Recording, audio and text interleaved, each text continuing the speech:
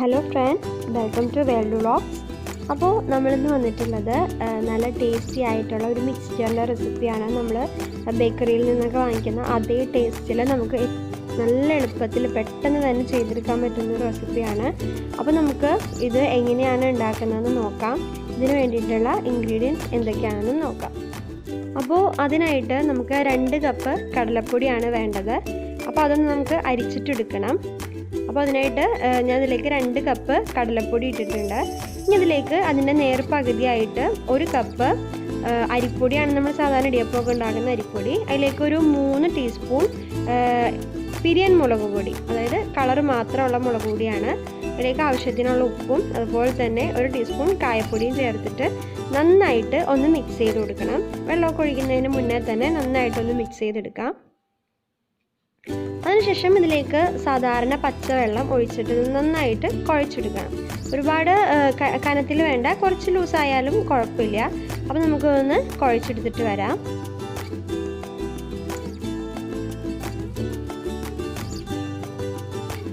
അപ്പോൾ ഞാനിതാ ഇതുപോലെ കുഴച്ചെടുത്തിട്ടുണ്ട്. ഇനി നമുക്ക് ഇതിൽ നിന്നിട്ട് കുറച്ചെടുത്ത് മാറ്റണം.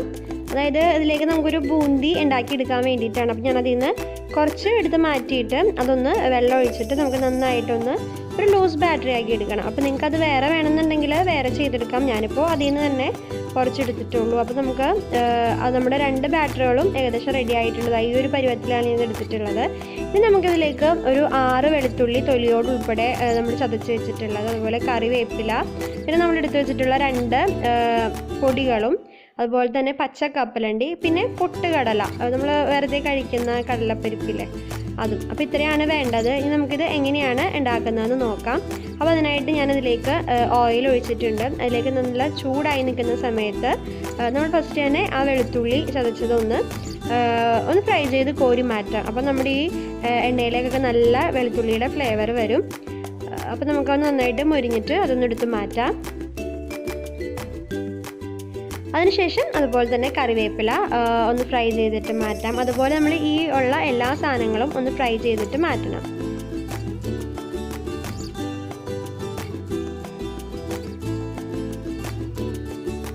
അപ്പോൾ ഇതും ഞാൻ കോരി മാറ്റുവാണ്. ഇനി നമുക്കിതിലേക്ക് നമ്മൾ എടുത്ത് വെച്ചിട്ടുള്ള പൊട്ടുകടല അതുകൂടി ചേർത്ത് നന്നായിട്ടൊന്ന് ഫ്രൈ ചെയ്തെടുക്കാം.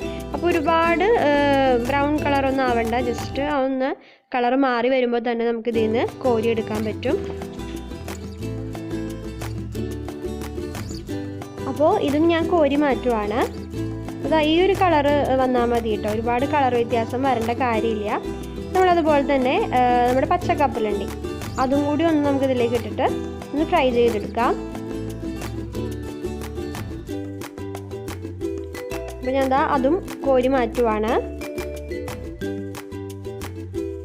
ഇനിയിപ്പോൾ നമ്മളിതിലേക്ക് ബൂന്തിയാണ് ചെയ്യുന്നത്. അപ്പോൾ നമ്മളിതുപോലെ വലിയ ഹോൾസ് ഉള്ള ഒരു അരിപ്പയുടെ കയ്യിലെടുത്തിട്ട് അതിൽ കൂടിയിട്ടാണ് നമ്മൾ ബാറ്റർ ഒഴിച്ചു കൊടുക്കുന്നത്. അപ്പോൾ അതൊന്ന് നല്ല കൂടിയ തീയിലിട്ട് തന്നെ ഒഴിച്ചിട്ട് ഒന്ന് കുറഞ്ഞ തീയിലിട്ടിട്ട് നന്നായിട്ടൊന്ന് ഫ്രൈ ചെയ്തെടുക്കണം. അപ്പോൾ പെട്ടെന്ന് തന്നെ ഇത് ഫ്രൈ ആയി കിട്ടും. ശരിക്കും ഇങ്ങനെ നന്നായിട്ട് പൊടിയുന്ന ഒരു രൂപത്തിലാവും. അപ്പോൾ ഇതുപോലെ കളർ മാറിയപ്പോൾ ഞാൻ അതും കോരി എടുത്തിട്ടുണ്ട്. അപ്പോൾ നമുക്ക് വേണമെങ്കിൽ ഈ ബൂന്തിയിൽ വേറൊരു കളർ ആഡ് ചെയ്യുവാണെങ്കിൽ നമ്മുടെ മിക്സ്ചർ കാണാൻ ഒന്നുകൂടി കളർഫുള്ളായിരിക്കും. ഇനിയിപ്പോൾ നമ്മളതിൻ്റെ ഇഴ ഉണ്ടാക്കാൻ വേണ്ടിയിട്ട് കുറച്ച് നമ്മുടെ ഇടിയപ്പമൊക്കെ ഉണ്ടാക്കുന്ന അതിൽ തന്നെ കുറച്ച് വലിയ ഹോൾസ് ഉള്ള അച്ചാണ് ഇട്ടിട്ടുള്ളത്. എന്നിട്ട് ഇതുപോലെ ഒന്നിങ്ങനെ റോൾ ചെയ്ത് കൊടുക്കുമ്പോൾ നല്ല പെട്ടെന്ന് തന്നെ നല്ല ലൂസായിട്ട് അത് കിട്ടും. അപ്പോൾ ഇത്രയും മതി. ഒരുപാട് ഇട്ടിട്ടുണ്ടെങ്കിൽ അത് പെട്ടെന്ന് മുരിഞ്ഞ് കിട്ടില്ല. അപ്പോൾ നമുക്ക് ഇത്രയും ഇട്ടതിന് ശേഷം ഒന്ന് നന്നായിട്ടൊന്ന് ഫ്രൈ ചെയ്തെടുക്കാം. പെട്ടെന്ന് തന്നെ ആയി കിട്ടും. അതായത് ഒരു 4 മിനിറ്റിനുള്ളിലൊക്കെ തന്നെ നന്നായിട്ട് മൊരിഞ്ഞ് കിട്ടും.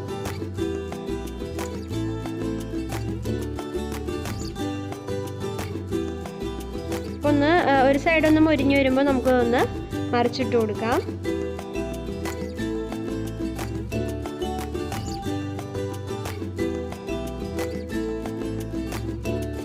ഞാൻ മറിച്ചിട്ട് കൊടുത്തിട്ടുണ്ട്. അപ്പോൾ ഇതൊന്നും മൊരിഞ്ഞു വന്നപ്പോൾ നമുക്കിങ്ങനെ ഒന്ന് തൊട്ട് നോക്കുമ്പോൾ അറിയാൻ പറ്റുമോ, ഒന്ന് നല്ല ക്രിസ്പായിട്ടിരിക്കും. അപ്പോൾ ഞാനിത് എല്ലാം ഇതുപോലെ ഫ്രൈ ചെയ്തെടുത്തിട്ടുണ്ട്. ഇനി നമുക്കിതുപോലെ ഒന്ന് കൈവച്ച് പൊടിച്ച് നമ്മുടെ മിക്സറിൻ്റെ ഒരു രൂപത്തിലാക്കി എടുക്കണ്ടേ. അപ്പോൾ ഞാനിതുപോലെ ഒരു ഇടമുള്ളൊരു മുറമാണ് എടുത്തിട്ടുള്ളത്. അതിലേക്ക് നമ്മളിപ്പോൾ ഫ്രൈ ചെയ്ത് വെച്ചിട്ടുള്ള എല്ലാം ഇട്ട് കൊടുത്തിട്ട് നമ്മുടെ ഇഴയൊക്കെ ഒന്ന് പൊടിച്ചെടുക്കണം. കൈ കൊണ്ട് തന്നെ പൊടിച്ചെടുക്കാം.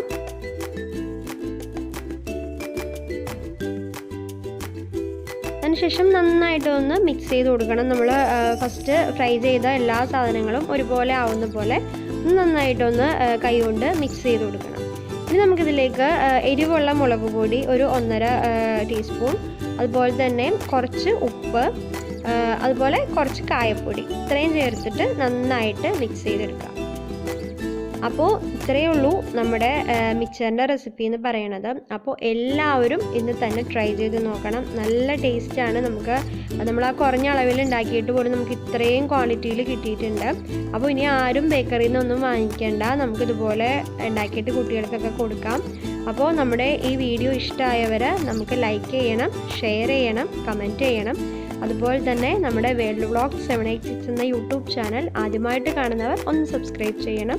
തൊട്ടടുത്തുള്ള ബെലൈക്കൺ കൂടി പ്രസ് ചെയ്യണം. അപ്പോൾ ഇനി പുതിയൊരു വീഡിയോ ആയിട്ട് കാണുന്നവരെ താങ്ക് യു ഫോർ വാച്ചിങ്.